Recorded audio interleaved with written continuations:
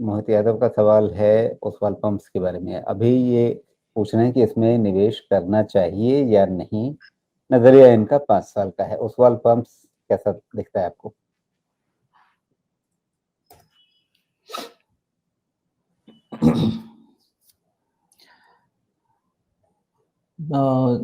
कितना समय के लिए पूछा उन्होंने?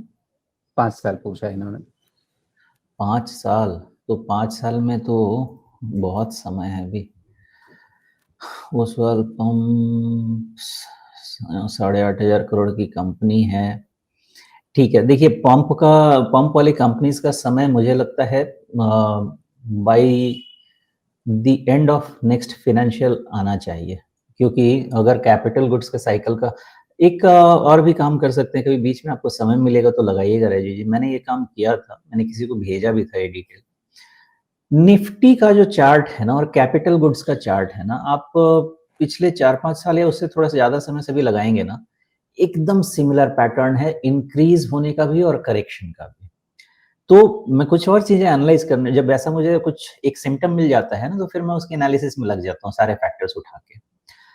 ये समझ में आ रहा है मुझे कि अगर निफ्टी का नया हाई बनता है और निफ्टी 28-30 हजार के तरफ बढ़ती है, तो कैपिटल गुड्स का भी सिमिलर परफॉर्मेंस हो सकता है। अब इसको कैसे रिलेट किया जाए, I have no idea. Maybe चूंकि कंजम्पशन बूस्ट के लिए गवर्नमेंट ने काम किया है, कंजम्पशन बूस्ट हो सकता है, और चूंकि इंटरेस्ट रेट सॉफ्टन हो रहे हैं, तो एक ट्रिगर हो सकता है प्राइवेट कंपनीज के लिए कैपिटल एक्सपेंडिचर करने का। दो दो चीजें साथ में हो सकती हैं। मे बी वो रीजन हो कि आने वाला नेक्स्ट फाइनेंशियल का सेकेंड हाफ या उसके बाद कैपिटल गुड्स में फिर से एक रिन्यूड बाइंग इंटरेस्ट हमको देखने को मिले। एक ऐसी चीज समझ में आ रही है। तो उस सिचुएशन में ये सेक्टर में आपको ओसवाल पंप जैसी चीजें भी आपको उस समय समझ में आएंगी, अभी नहीं आएंगी। एक समय होता था जब मैं आपको लोगों को समझाता था कि क्यों एनबीएफसी और बैंक का भी समय नहीं आएगा और 1-1.5 साल के बाद क्यों आएगा, जो कि आप देख रहे हैं। वही चीज आप यहाँ पे भी समझिएगा। रीजन यही है कि अभी इनका ट्रिगर नहीं है और इन्होंने साइकिल कंप्लीट कर लिया है। साइकिल क्या था, गवर्नमेंट ने बहुत बड़ा केपेक्स किया, और गवर्नमेंट ने बहुत बड़ा केपेक्स किया तो उसके कारण कैपिटल गुड्स का एक साइकिल चला, वो साइकिल अब खत्म हो गया। अब इसको नेक्स्ट ट्रिगर चाहिए। नेक्स्ट ट्रिगर शायद उतना बड़ा वाला नहीं है, क्योंकि गवर्नमेंट का केपेक्स का तो बहुत बड़ा ट्रिगर था, लेकिन कंजम्पशन प्लस प्राइवेट केपेक्स अगर भगवान करें थोड़ा बहुत आने लगता है, तो उसका एक नेक्स्ट लेग फिर से ट्रिगर हो सकता है। तो वो वाले समय में आपको फायदा मिल सकता है। और ये चीज इसलिए आपको एक्सप्लेन कर रहा हूँ डेटा पॉइंट के साथ, क्योंकि आपने 5 साल का व्यू पूछा है। In the entering capital goods अभी सॉफ्टन ही रहने वाले हैं। नया हाई बनने के बाद जब रिजल्ट शुरू होगा, मे बी ये फाइनेंशियल खत्म होने के बाद, तब वो चीजें शुरू हो सकती हैं, उनकी अच्छे दिन फिर से आ सकते हैं। अभी सब टूटे वैल्यूएशन पे है। एक चीज और भी मैंने ये रिजल्ट में थोड़ा थोड़ा देखा है कि थोड़ा जो इनका क्या बोलते हैं, जो प्रॉफिट पूल था ना, वो थोड़ा स्टेबलाइज हो रहा है। और शायद कहीं कुछ कुछ जगह पे मार्जिन भी इम्प्रूवमेंट होना चाहिए कैपिटल गुड्स में। बहुत ज्यादा तो नहीं, लेकिन थोड़ा बहुत होना शुरू होना चाहिए। मे बी जी this is the end of the phase. अगर ऐसा फेज है तो अगले फाइनेंशियल में इन सब का अच्छा सिचुएशन आ सकता है। उस वाल अच्छा, आप पंप इसे को या जो मोटे तौर पे कैपिटल गुड्स से जोड़ के देख रहे हैं, लेकिन इसका काफी बड़ा जो एक वर्टिकल है वो तो एग्रीकल्चर, कृषि का है। नहीं, मैं ओसवाल पंप पे आता हूँ। मैं इन जी जनरल कैपिटल गुड्स में टेलविंड आएगा तो आपको ओसवाल पंप में भी मिल जाएगा। ओसवाल जी पंप हो, रोटो पंप हो, सबके अलग अलग पंप, मतलब पंप वाले जितने भी हैं, वो पार्ट तो कैपिटल गुड्स के ही हैं। तो जी उनका जब रिक्वायरमेंट आएगा, दिन आएगा, तो इनका भी आ जाएगा। तो एक जनरल टेलविंड जो अगले साल मिल सकता है। अब कंप्लीटली ओसवाल पंप की बात कर लेते हैं। ठीक है जी।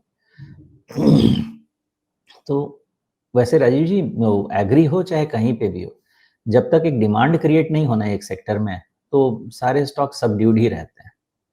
जी हाँ, अभी ये देखिए 27-28 टाइम्स पे चल रहा है ना, तो ये उतना अभी एनकरेजिंग तो नहीं रहेगा 27-28 अब इसकी टाइम्स पे। ग्रोथ है, इसकी ग्रोथ देखिए, आपको 3 साल में प्रॉफिट ग्रोथ जो है वो लगभग 150% से ऊपर के सीएजीआर पे जा रही है। आपके पास अभी हमने शुरुआत में बात की थी कि कैसे लगभग 30, 32, 33% की ग्रोथ वाली कंपनी जो है वो 200 से ऊपर के पी मल्टीपल पे आ रही है। यहाँ पर 150% से ज्यादा की ग्रोथ वाली कंपनी प्रॉफिट में वो आपको 27 पी पर मिल रही है। नहीं, थोड़ा सा ना यहाँ पे हमको संभलना चाहिए, क्योंकि मुझे ये नहीं पता कि ये किसी ग्रुप कंपनी से स्प्लिट होके लिस्ट हुआ है या सेपरेट लिस्टिंग है, क्योंकि अगर इसकी लिस्टिंग इस साल जून की है, तब पीछे के डेटा को छोड़ देना होगा हमको, क्योंकि वो तो पूरा ड्रेस वेस करके ही आएगा। हमको यहाँ से आगे का डेटा इवैल्यूएट करके देखना होगा कि क्या ये ग्रोथ हाँ, रेट लेकिन लिस्टिंग मेंटेन के है। बाद भी आप देखिए, आपने जो अभी जून जुलाई में लिस्टिंग देखी है, उसके बाद से भी आप देखिए तो आपके पास क्वार्टरली रिजल्ट्स कैसे हैं? मार्च क्वार्टर के कंपैरिजन में आपके पास अच्छा अभी तक जून वाले ही रिजल्ट्स हैं हमारे पास। तो ऑब्वियसली वो फिर इश्यू के पहले वाले रिजल्ट्स हमारे सामने हैं। इसीलिए कह रहा हूँ कि इसमें डेटा वो डेटा नहीं है जिसके क्या बोलते हैं, जिसके बेसिस पे मैं आपको वो कंफर्ट वाला डिस्कशन कर पाऊँ। ये वो डेटा है जो बिना सोचे समझे आप मान सकते हैं कि वैल्यूएशन के लिए वो डेटा है। प्लस अभी यहाँ पे जब कैश लेवल मैंने देखा तो EBITDA पॉजिटिव तो है, फिर कैश क्यों जनरेट नहीं हो रहा है वो नहीं समझ में आया मुझे। थोड़ा-सा और 1-2 रिजल्ट पब्लिश होने देंगे तो मतलब जी, जो पब्लिक डोमेन में डेटा आ जाएगा तो मैं एनालिसिस बेटर कर पाऊँगा। जी। इन जनरल आप मान वैसे के चलिए आप कि अगर ये जो जून वाली तिमाही है ना, जून वाली तिमाही का जो डेटा है, आप उसे पोस्ट आईपीओ डेटा मान सकते हैं क्योंकि आईपीओ के समय तक आपके पास सिर्फ फाइनेंशियल ईयर तक का डेटा आया होगा।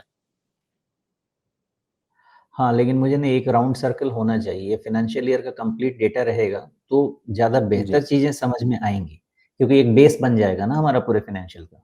क्योंकि यहाँ पे मैं कैश फ्लो एनालाइज़ नहीं कर पा रहा हूँ, मुझे और भी थोड़ा डेटा चाहिए, कैश फ्लो नेगेटिव क्यों है ओवरऑल लास्ट फाइनेंशियल का, वो मुझे समझ नहीं आ रहा।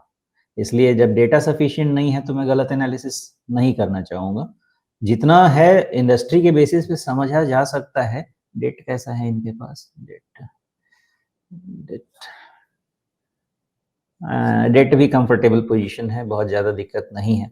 तो मुझे लगता नहीं है कोई ज़्यादा इश्यू होना चाहिए लंबे समय में, अभी इनका समय नहीं है ये मान के चलिए।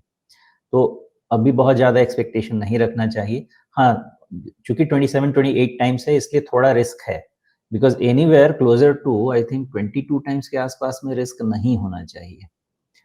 20 एनीथिंग बिलो 25, 24 उतना रिस्क नहीं होना चाहिए। लेकिन अगर 27 टाइम्स, 28 टाइम्स हम बात कर रहे हैं तो 10-15% का तो रिस्क है, ज़रूर है।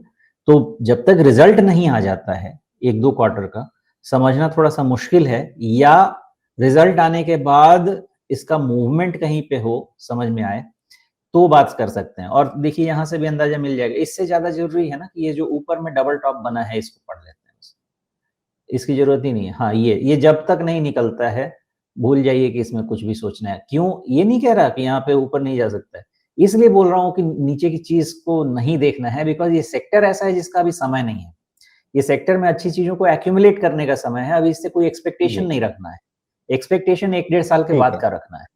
तो कंक्लूड ऐसे कर सकते हैं क्या कि रिजल्ट आने के बाद अगर ये 780 के ऊपर निकलने लगे, तो फिर इसे देखा जा सकता है? तब इसे देखा जा सकता है और तब आपका जो नीचे वाला ट्रेंड लाइन है, वो सपोर्ट का काम कर सकता है या रिस्क मैनेजमेंट का काम कर जी, सकता है। ठीक है। ओके।